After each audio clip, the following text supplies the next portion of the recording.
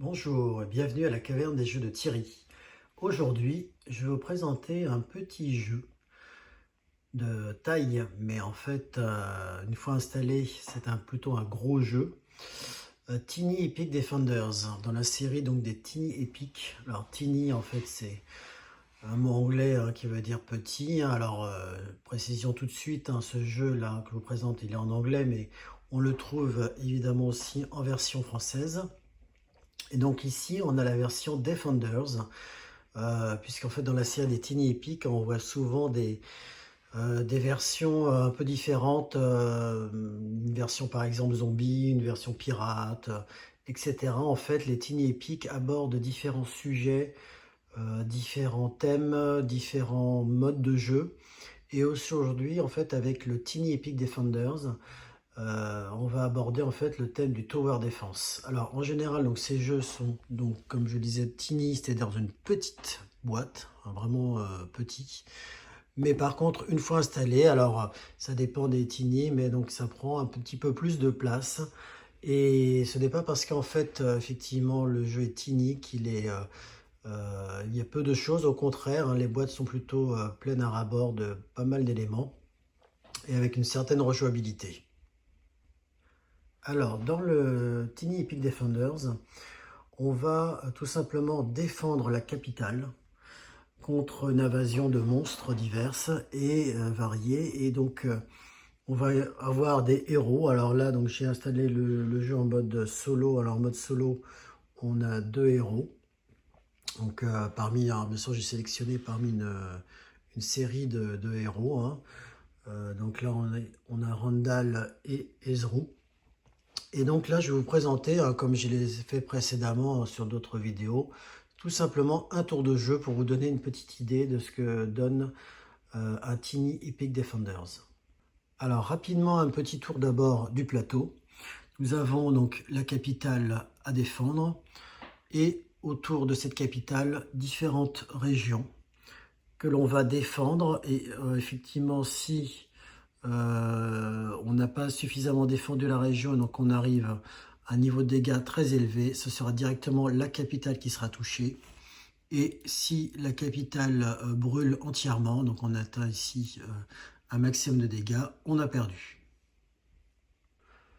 Alors maintenant, passons tout de suite au cœur du jeu, donc le tour d'un jeu de Tiny Epic Defenders. On va à chaque tour tout simplement tourner une carte d'événement qui va faire arriver donc des monstres ou alors nous faire intervenir en tant que héros. Et soit effectivement les monstres vont faire des dégâts, soit ce sera notre tour et on va essayer de défendre ou de pouvoir réaliser un certain nombre d'actions. Alors ici par exemple, hop, je retourne la carte. Ici nous avons donc des ennemis qui arrivent. Alors c'est très simple en fait. Ils vont arriver sur les régions indiquées. Donc ici, une région, la région first, la région, en premier, donc cette région-là. Et en deuxième, donc cette région. Donc en fait, ici, on voit que les monstres vont arriver au niveau de la ruine. Et ici, au niveau de la côte. Voilà, tout simplement. Donc lorsqu'ils arrivent ici, par exemple, sur la ruine, et ben, on va monter le nombre de dégâts. Et ici, la même chose. Voilà. Autre carte possible, tout simplement, la carte de héros.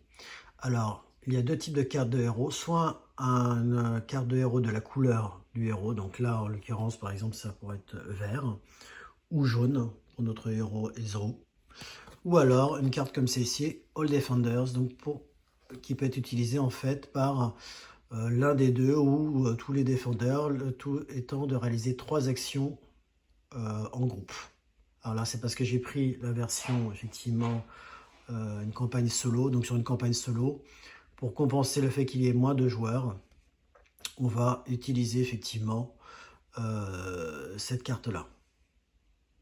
Donc lorsqu'on tire une carte de héros, on a le droit à 3 actions. On aura droit à 4 si effectivement une région est détruite. Donc 3 actions, qu'est-ce qu'on va pouvoir faire autour d'un jeu d'un héros? Alors sur ce jeu, c'est très bien fait. On a ici en fait la liste des actions du héros. Donc pour une action, on va tout simplement déjà pouvoir bouger notre héros. Alors, les régions en fait sont adjacentes. Les deux régions à côté de la capitale sont adjacentes.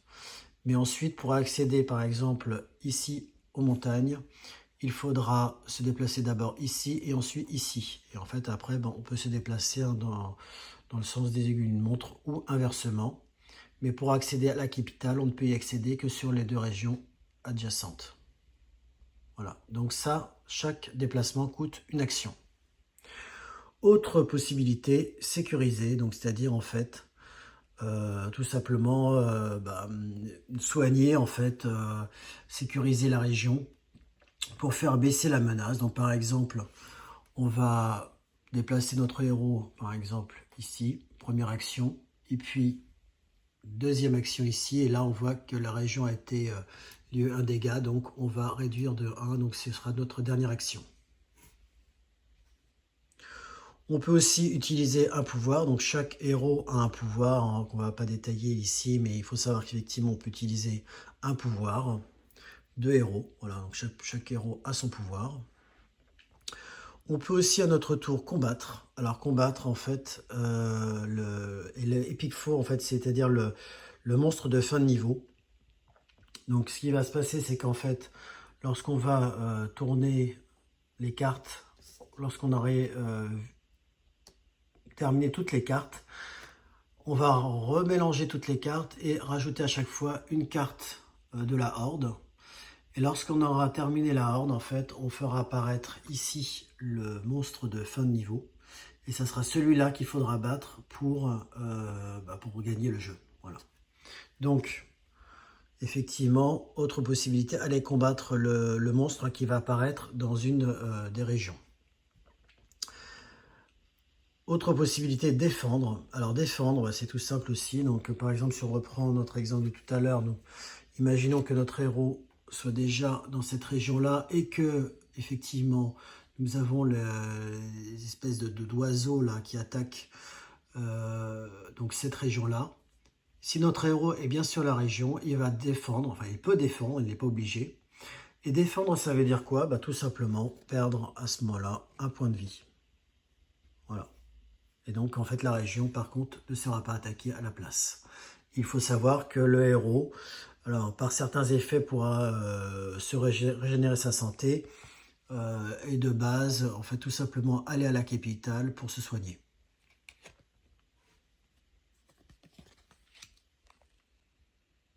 Dernière possibilité, le sacrifice. Alors, le sacrifice, en fait, c'est tout simplement utiliser, alors, une action, enfin, perdre un point de santé pour pouvoir faire une action supplémentaire. Et en général, la plupart du temps, on ne peut le faire qu'une seule fois sur notre tour. Alors, il y a un héros, par exemple, qui peut le faire plusieurs fois. Il est berserk.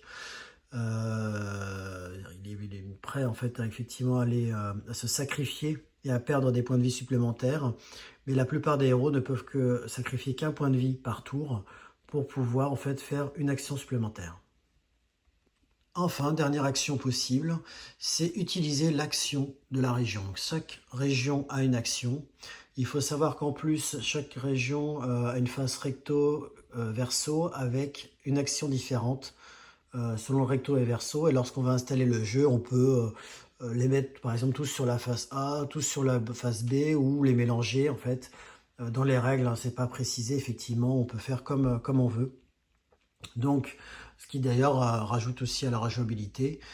Donc, pour terminer les types d'actions, effectivement, on peut utiliser une action de la région. Alors, par exemple, ici, on peut placer son défenseur donc, en fait, dans le cercle.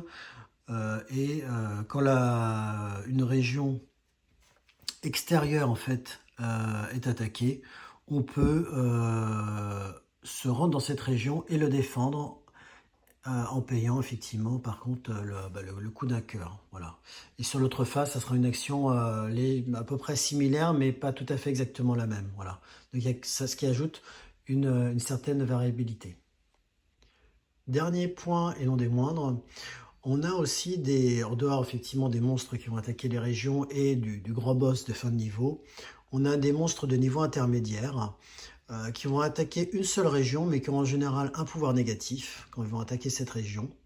Et ce qui est intéressant, c'est que si notre héros est sur place et défend, alors il va perdre effectivement le d'un cœur, 2 cœurs, mais par contre, il aura la possibilité de gagner un artefact. Donc il y a un certain nombre d'artefacts dans le jeu, et ce qui est très sympathique, hein, alors ça c'est ce qu'on voit beaucoup dans les Tiny Epic, c'est qu'en fait il y a des petits accessoires qu'on va pouvoir rajouter sur nos meeples, pour pouvoir donc symboliser effectivement l'artefact qu'ils vont porter et qui vont donner un pouvoir supplémentaire à notre héros. Et voilà donc cette petite présentation de Tiny Epic Defender. N'hésitez pas à vous abonner, à mettre un pouce et à bientôt.